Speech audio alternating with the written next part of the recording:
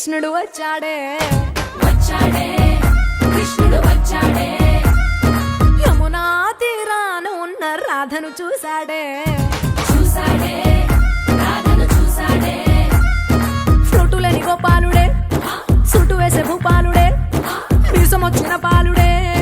మాట వెంట పడిపోవుడే కటిక చీకటిలో కన్ను కడతాడే వెన్న ముద్దలని వెంట పడతాడే కోల చేస్తాడే కాలమేస్తాడే మాయలోడు వీడే హై బృందావనం నుంచి కృష్ణుడు వచ్చాడే